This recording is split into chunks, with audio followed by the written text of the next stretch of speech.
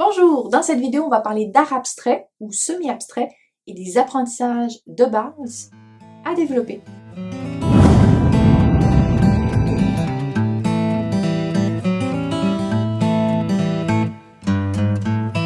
Bonjour tout le monde, j'espère que vous allez bien. Ici Lily Flore, artiste peintre et professeure de peinture et créativité. Alors, l'art abstrait, moi pendant longtemps, j'ai été vraiment hermétique à l'art abstrait. Ça m'a mis du temps avant de comprendre. C'est suite à une visite d'exposition en fait de Picasso, une rétrospective sur Picasso, que j'ai vraiment été touchée, alors qu'avant ça me disait rien, je comprenais pas. Je suis comme rentrée dans le domaine de l'art abstrait et je me suis rendu compte que c'était très puissant parce que ça venait vraiment nous parler directement à nos émotions, nos sensations. Et j'ai développé vraiment une fascination pour l'art abstrait ou semi-abstrait. Et puis une petite pointe de jalousie aussi parce que je sentais que c'était quelque chose qui était hors de ma portée personnellement. Ensuite, j'ai commencé à peindre et en effet, je me suis d'abord lancée dans de la reproduction de photos tout simplement. J'avais beaucoup de difficultés à envisager de faire de l'art abstrait. C'est encore suite à une visite d'exposition où là, je suis tombée en admiration, fascination, illumination devant une œuvre de Marcel Ferron, qui est une femme québécoise, qui faisait partie du groupe des automatistes. Et je savais qu'il fallait que j'essaye, il fallait que je me lance. C'était à peu près en 2013, je pense. Ça a vraiment été une révélation pour moi. J'ai commencé à faire de l'abstrait pur et j'ai été complètement transformée par cette expérience.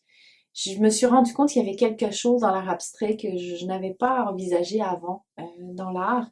Et j'ai vraiment voulu creuser ce domaine-là. Maintenant, je suis dans un style semi-abstrait. J'utilise l'abstraction, mais on reconnaît quand même des paysages.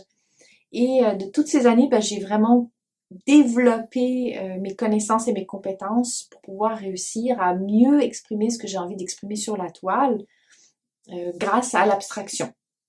Et dans cette vidéo aujourd'hui, je vais vous résumer quelques-unes de mes découvertes et vous donner en fait 4 grands apprentissages à développer pour progresser en art abstrait ou semi-abstrait.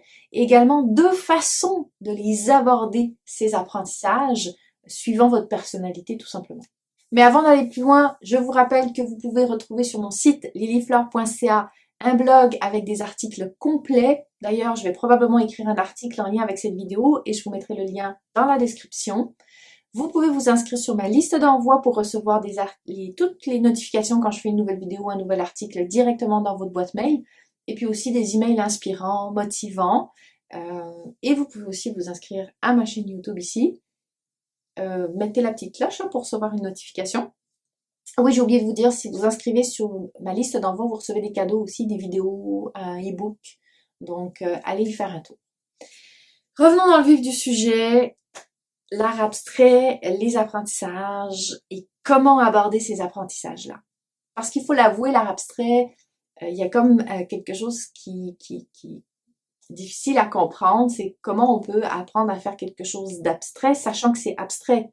À moins que il y a un artiste qui fasse de l'art abstrait d'une certaine façon et qui vous explique comment lui, il fait de l'art abstrait puis que vous faites pareil. Sinon, c'est difficile d'expliquer l'art abstrait de façon générale vu que on a tous une vision différente de l'art abstrait. Et justement, c'est abstrait, donc on peut pas l'expliquer, là. C'est compliqué de savoir qu'est-ce qu'il faut apprendre puis comment l'apprendre. Je vais essayer de vous aider à y voir plus clair là-dedans.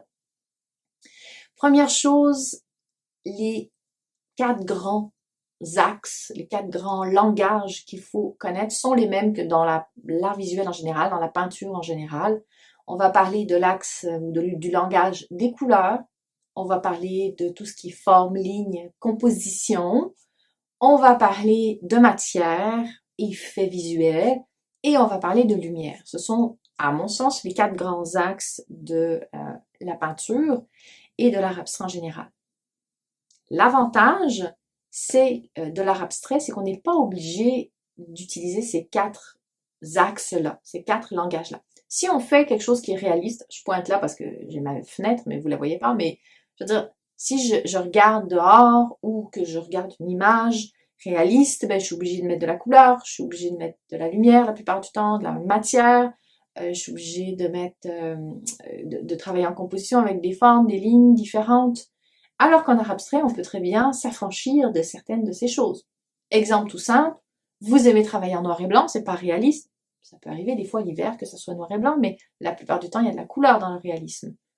Mais vous avez le droit en art abstrait ou semi-abstrait de travailler simplement en noir et blanc. Eh bien, vous affranchissez des apprentissages sur la couleur.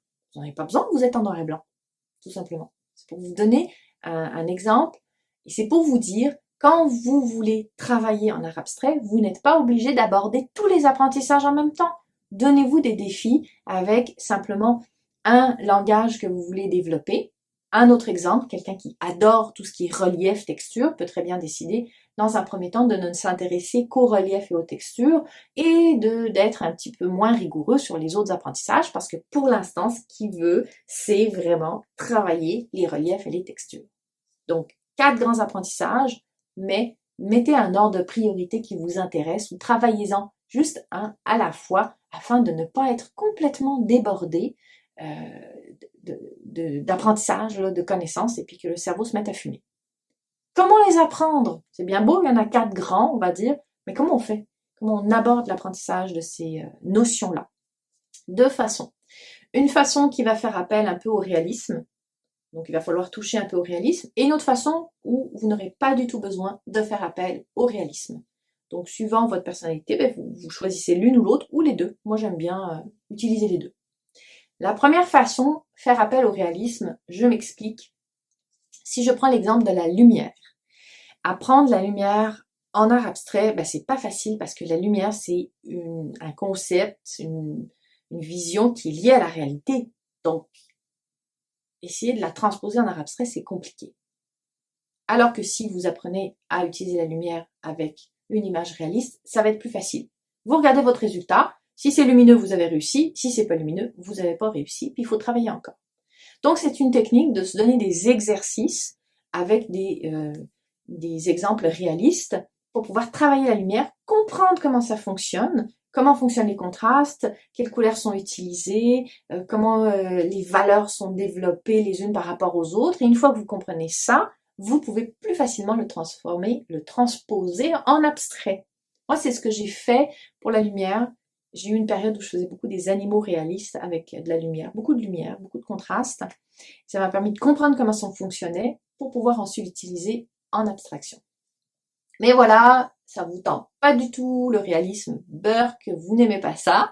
Dans ce cas-là, vous avez la deuxième option. Et cette option-là, c'est tout simplement d'aller observer des œuvres abstraites que vous trouvez lumineuses, si on reste dans l'exemple de la lumière, et de les décortiquer pour comprendre comment l'artiste a réussi à aller déposer de la lumière dans cette œuvre abstraite.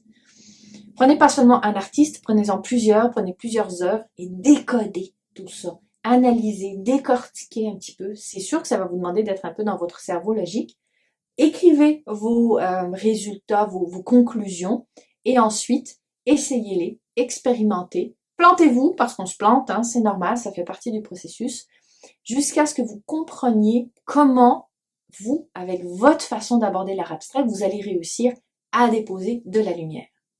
Et faites ensuite ça pour les autres notions, pour la matière, pour les couleurs, pour la composition, les formes, les lignes, etc., etc. Si cette vidéo vous aide, vous donne un petit coup de motivation, vous inspire pour faire des exercices pour améliorer votre pratique en art abstrait, eh bien, mettez un petit pouce levé, moi ça me fait toujours plaisir. Écrivez aussi un petit commentaire, un petit merci, un petit coucou, ou une question si vous en avez une suggestion de futures vidéos également. Et n'oubliez pas de me retrouver sur mon site web, liliflore.ca. Dans tous les cas, d'ici la prochaine fois qu'on se voit, qu'on s'entend, qu'on s'écrit, osez devenir l'artiste en vous. Bye!